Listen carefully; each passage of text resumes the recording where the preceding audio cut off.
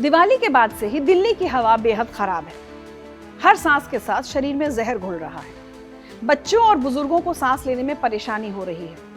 और इसी बीच एक ऐसी खबर सामने आई है जो लोगों को और गुस्सा दिला रही है, मानो हमारे जख्मों पर नमक छिड़का जा रहा है। जब आम जनता जहरीली हवा में सांस लेने को मजबूर है, तब दिल्ली की मुख्यमंत्री रेखा गुप्ता और उनके मंत्रिमंडल के लिए 15 एयर प्योरीफायर्स का ऑर्डर दिया गया है, जिसका कुल खर्च लगभग 5.5 लाख रुपए होगा।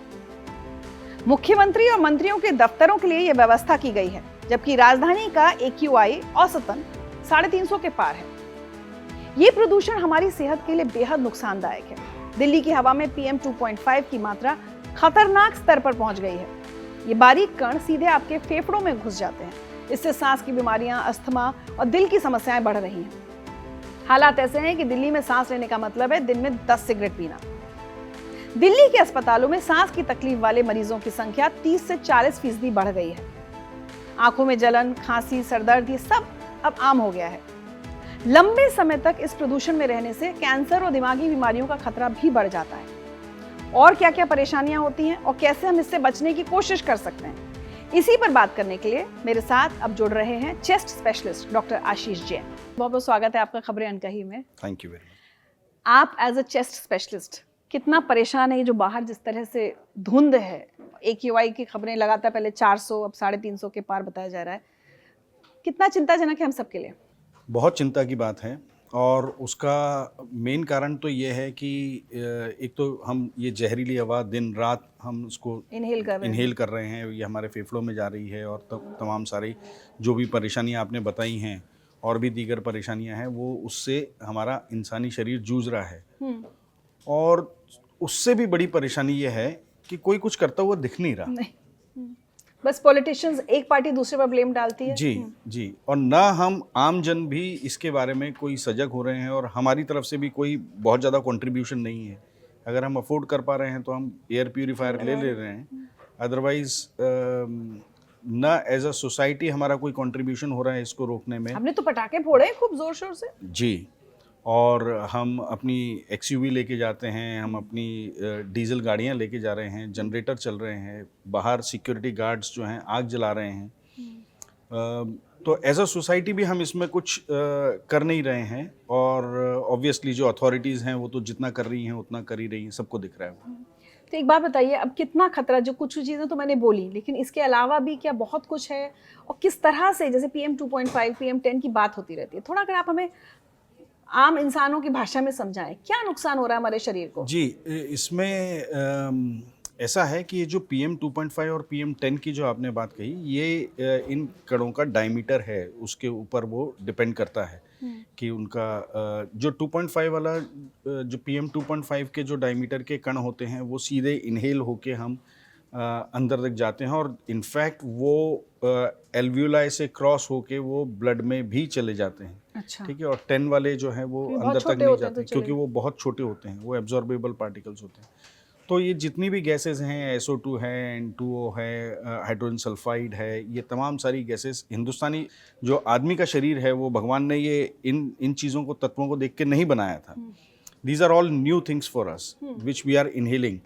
तो हमारी बॉडी उसको कुछ हद तक ही हैंडल कर सकती है और कुछ लेवल तक ही हैंडल कर सकती है। उससे अगर ज़्यादा जाते हैं तो डेफिनेटली बॉडी के जो पैरामीटर्स हैं वो चेंज हो जाते हैं और बॉडी डिफरेंटली रिएक्ट करने लगती है। जब ये टॉक्सिन्स जो हैं ये हमारे शरीर के डिफरेंट अंगों में जाते हैं तो हमें अस्थमा जैसी शिकायत होती है। जो COPD है वो वर्सन होता है। जिनको ILD नहीं है उनको ILD होने का खतरा रहता है। इंटरस्टिशियल लंग डिसीज़, ये भी एक तरह की लंग की बीमारी है। लंग का कैंसर हो सकता है। हार्ट की जो परेशानियां हैं जिन्हें हम हार्ट अटैक बोलते हैं वो हो सकती हैं उसमें। ठीक है। प्रदूषण की वजह से हार्ट अटैक हो सकते हैं? जी, ये सारी चीज़ें हो सकती हैं और भी कई सारी चीज़ें हैं जो हमें दिखती नहीं हैं और जो अभी विज्ञान ने अनकवर नहीं भी किया है। इनफैक्ट इससे जैसा आपने बताया कि ये 10 सिगरेट 15 सिगरेट पीने के बराबर है, तो जो नुकसान जो 10-15 सिगरेट पीने वाला इंसान है उसको जो नुकसान हो रहा है वो हमें बिना सिगरेट पिए ही वो नुकसान उतना हो रहा है। So which is quite serious. Brain को कैसे अफेक्ट कर सकते हैं ये पार्टिकल्स? अगर हम शुरुआत से देखें, बहुत ही लो लेवल से भी अगर हम देखें तो जो मानसिक चिड़चिड़ापन है, जो तनाव है, जो लिथार्जी है, जो थकान है, they are also directly related to the pollution. अच्छा, वहाँ से कहानी शुरू होती है और फिर उसके बाद ये जितने भी टॉक्सिन्स हैं, ये ब्रेन में जाके उसके फंक्शंस को वो करते हैं और फिर तमाम दीगर दूसरी परेशानी आती हैं। बट कॉमनली जो चिड़चिड़ाहट है, जो तनाव है, वो हमें बहुत देखने को मिलता है इसमें। अब अगर मैं बात करूं बच्चों की, बुजुर्गों की, और जो ऑलरेडी जैसे कैंसर पेशेंट्स हैं, कोई और बीमारी से जूझ रहे हैं, डायबिटिक्स हैं, हार्ट पेशेंट्स हैं, ये और ज़्यादा खतरे पर है इस समय दिल्ली एनसीआर में? जी बिल्कुल, ये बहुत ज़्यादा खतरे पे हैं और जो छोटे बच्चे हैं वो तो इसलिए वो उनकी दो तरफा मार है। एक तो ये है कि वो इतने छोटे हैं अभी और उनके जो शरीर की इम्यूनिटी है वो पूरी तरीके से डेवलप नहीं हुई है, तो कोई भी जो एडिशन हम कर रहे हैं, टॉक्सिन्स का जो एडिशन कर रहे हैं, वो उसको और परेशान करेगा, क्योंकि वो बहुत शरीर उनका लचीला है, अभी इम्यूनिटी उतनी डेवलप नहीं हुई है। और दूसरी सबसे बड़ी प्रॉब्लम ये है कि अब उसको अगर किसी की उम्र 5 साल है और अगर इसी तरीके से वो प्रदूषण में रहा, तो जब तक वो 25 साल का आएगा या 30 साल का आएगा, तब तक वो 20 साल ही is constantly expose to this polluted air, right? तो इस तरीके से भी बच्चों के लिए बहुत बड़ी परेशानी है, मतलब क्योंकि दिल्ली एनसीआर में जो बच्चा बड़ा हो रहा है उसका तो भविष्य, क्योंकि उसकी क्यूमुलेटिव टॉक्सिन लेवल जो उसका आ रहा है, वो बहुत बढ़ जाता है, क्योंकि वो ज़्यादा ईयर्स ऑफ एक्सपोजर उसका रहा है। अगर हम एल्डरली की बात करें तो एल्डरली में भी इम्यूनिटी का लेवल बहुत कम हो जाता है, उनको they are more prone to get into infection, they are more prone to get, उनके जो ऑर्गन्स हैं सीनियर सिटीजन्स के, वो वैसे भी कॉम्प्रोमाइज्ड रहते हैं, लिवर कॉम्प्रोमाइज रहता है, थोड़ा किडनी कॉम्प्रोमाइज रहता है, कईयों को हार्ट की प्रॉब्लम होती है, बीपी की प्रॉब्लम होती है, डायबिटीज़ की प्रॉब्लम होती है, ये भी आपकी इम्यूनिटी को बहुत कम करते हैं। तो इन सब चीज़ों को लेके अगर हम प्रदूषित हवा ले रहे हैं तो वो जो प्री एग्जिस्टिंग हमारी कोमॉर्बिडिटीज़ हैं वो बहुत ज़्यादा बढ़ जाती हैं, वो ज़्यादा परेशान करने लगती हैं और इसके कारण फिर वो शायद शरीर उस तरीके से उसको हैंडल नहीं कर पाता है। ओपीडी में आप देख रहे हैं जो हमने कहा भी कि अलग अलग जगहों से रिपोर्ट्स आ रही हैं कि अस्पतालों में हो सकता है सिर्फ बेसिक खांसी की तकलीफ की हो या आंखों में जलन हो, तो मरीजों की संख्या बढ़ रही है ओपीडीज में? जी, मरीजों की संख्या बढ़ रही है और मुझे तो चिंता इस बात की है कि अभी तो दिल्ली में अगर आप देखें तो ट्रैफिक भी बहुत कम है, लोग बाग छुट्टियों पे गए हैं, वो अभी आए नहीं हैं, छठ की भी छुट्टियां हैं। जब ये सब लोग वापस आएंगे और इस पोल्यूटेड एनवायरनमेंट में रहेंगे तो शायद ये परेशानी और ये जिस तरीके की ओपीडी में हमारी संख्या बढ़ रही है, ये और ज़्यादा बढ़ने की मुझे आशंका है। अब डॉक्टर साहब मुझे बताइए कि अब बच्चों को क्या करें, घर में बंद कर दें? हम लोगों को हमेशा कह दिया जाता है मास्क लगाओ, प्योरीफायर हर कोई अफोर्ड नहीं कर सकता। हाँ, हमारे मुख्यमंत्री और उनका मंत्रिमंडल अफोर्ड कर सकता है, हर कोई नहीं कर सकता। क्या करें? देखिए, इसमें ना 2-3 चीज़ें हैं। एक तो ये है कि इससे अब हमारा छुटकारा तो है नहीं, अब ये हमारे जीवन का अंग बन गया है, तो हमें अगर दिल्ली एनसीआर में रहना है तो अगर दिल्ली एनसीआर में रहना है तो या पूरी नॉर्दर्न इंडिया बेल्ट में अगर रहना है तो सिर्फ दिल्ली एनसीआर नहीं, और भी जगह प्रदूषण। आप आश्चर्य की बात तो ये है कि मुंबई का एटमॉस्फेयर जो कि इतने वास्ट सी के किनारे है और इतनी तेज हवाएं चलती हैं, वहाँ का पोल्यूशन भी बढ़ रहा है। महानगरों में तो सब जगह बुरा हाल है। महानगरों में तो सब जगह बुरा हाल है। तो ये आपके जीवन का एक अंग बन गया है, वो एक हिस्सा बन गया है, तो अब इसके अनुसार ही हमें वो ढालना पड़ेगा। सबसे पहली चीज़ ये है कि हमें अपनी इम्यूनिटी का खास ध्यान रखना पड़ेगा, हमें अपनी इम्यूनिटी को बहुत बढ़ाना पड़ेगा। और उसको कैसे बढ़ाएंगे हम? उसको हम बढ़ाएंगे हाइड्रेशन से। जो हाइड्रेटेड बॉडी होती है, जो सेल्स जिनमें पानी भरपूर रहता है, वो उनकी इम्यूनिटी बहुत अच्छी होती है, राइट? तो 3 से 4 लीटर का हम पानी पिएंगे। कोशिश करेंगे ठंडा पानी, फ्रिज का पानी ना पी के हम गुनगुना पानी पिएं और कम से कम रूम टेम्परेचर का तो पानी पिएं, right? Number 1 is hydration. Number 2 is fresh fruits and vegetable of different colours. Your plate should be a rainbow, right? उसमें लाल टमाटर भी होना चाहिए और हरा खीरा भी होना चाहिए और संतरा भी होना चाहिए और इस तरीके के विविध जो जो भी चीज़ कच्ची खाई जा सकती है, सलाद जितना ज़्यादा हम खा सकते हैं, एंटीऑक्सीडेंट्स के लिए उसमें क्या है? Antioxidants, minerals, vitamins, trace elements, ये तमाम सारी चीज़ें मिलती हैं जो हमारे शरीर को ज़रूरी हैं और जिससे कि हमारी इम्यूनिटी बनती है। Number 3 is yoga. योगा और exercise, gentle any form of exercise, preferably yoga, ये बहुत इम्पॉर्टेंट है आपके शरीर में नई ऊर्जा देने के लिए, उसकी इम्यूनिटी के संवर्धन के लिए, ये बहुत आवश्यक है। तो अगर ये 3 चीज़ें भी हम कर लें तो हम काफ़ी हद तक जो है हमारी इम्यूनिटी को तो बढ़ा सकते हैं, जिससे कि आने वाले जो हम खतरा है बाहर जो खतरा है उसको हम टाल सकते हैं।